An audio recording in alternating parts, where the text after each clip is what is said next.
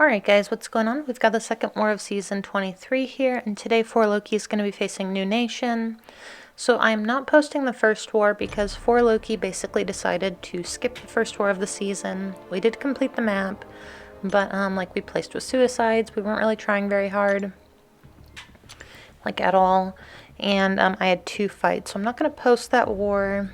But this is the first war for me for the season, is War 2. So we're going to go ahead and take a look at their map here. They are running Stubborn. They've got Korg on Path 1. In Section 1, I personally think that that's a good placement. They've got the new Hulk on Path 9 in Section 1. I'm not sure. I would assume that's a good placement, but I'm not 100% sure. Dragon Man on 23, that's interesting. Professor X on Encroaching Stun. That's pretty common. Or not common, but we've seen it before. It's smart.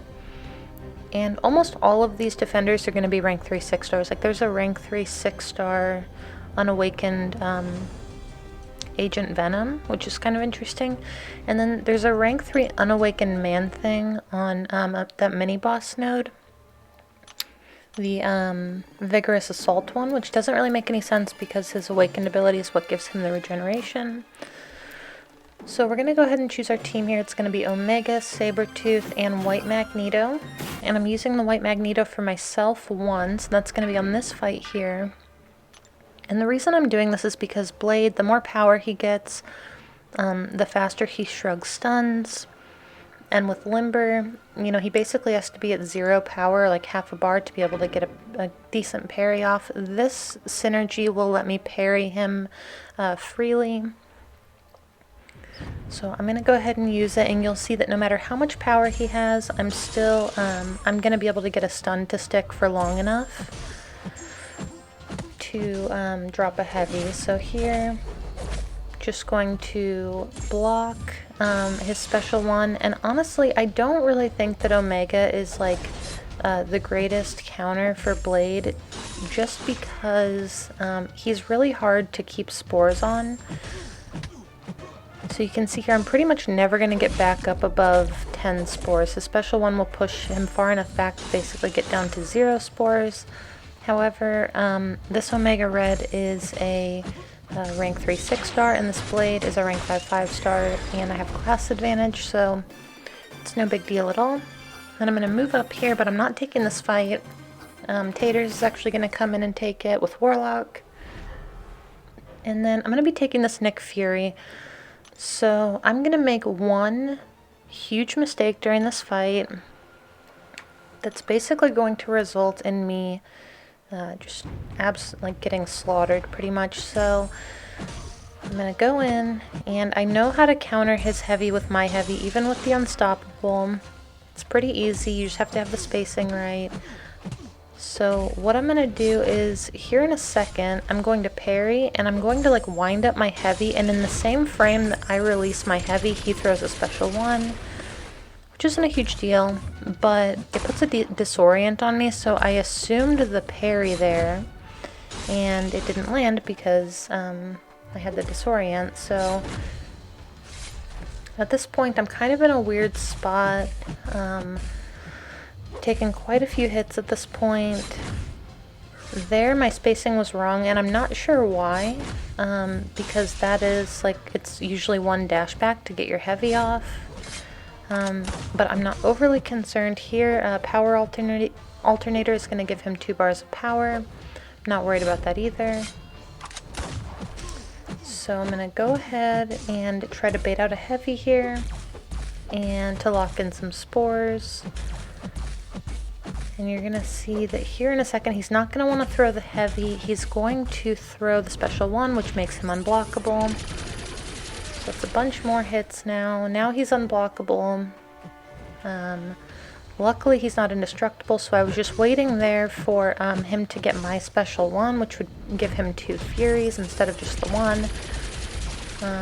So it ended up happening, which is fine. Finish with an intercept, and just to show you guys, I think I froze the frame here. Double check. Yeah, I took 18 hits in that fight. I took 18 hits and did 26 hits, but we still lived, so that's all that really matters. I'm going to move up here, share some energy.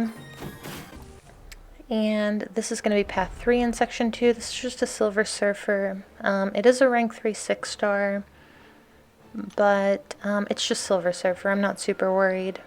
I want to try to bait out special ones to try to get willpower healing from the armor breaks if I can. But yeah, overall this is should be a pretty straightforward fight. So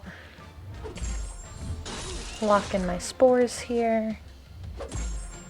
And I'm just going to stand close to him. I want to try to give him as little power as possible. So, yeah, here he's not going to want to throw the special. I'm going to lock in my spores, and I'm just going to hold block because I do not want him to throw his special too necessarily, and he'll just die from the spore damage. So that was like, 14 hits, not too bad. And then for my last fight of the war, I'm actually going to take this rank 3 ManThing. And like I said earlier, he is unawakened, which completely takes all of his usefulness away from this node. The only thing to be concerned with, I guess, would be Mystic Dispersion. I'm assuming this person has 5 out of 5 Mystic Dispersion. So my goal for this fight is to not trigger a single buff, if I can help it. So got a reparry there. I've been practicing that a little bit. Here, I just want to hit him a few times, lock in my spores, and yeah, that's pretty much it. I just do not want to trigger any buffs, so I'm just going to take that one on the block, and that's when I realized that he was unawakened. So I have not gotten any of his little buffs on me yet, which is a good thing. You can see here, 21 hits, and he's already down to like 20% health. Got a reparry there. I'm going to go ahead and throw my special 3 because I want to top up on health. Even though this is my last fight of the war, I still want to, after that Nick Fury travesty, I still want to make it look like I played decently well this war. So there we go, another reparry, finish the fight, 95% health, so not bad. I know that it was much easier. I mean, like, not even a challenge, really, because of his lack of awakened ability, but still finished. And then here I'm going to go in and I'm going to place a couple of pre-fights.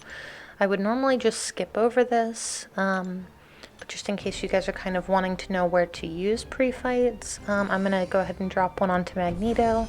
It's a tricky fight. It gives extra attack to Legacy, who went in there and took that fight with Sorcerer Supreme. And then I'm going to place one on the boss here for Pete. And he's going to use Ghost for this Dr. Doom. And yeah, that's pretty much it. Pete crushed it. We finished as a battle group with 2 deaths, I think, which isn't bad for our first actual war back for the season. And we did end up losing this war. We lost by one death. We lost by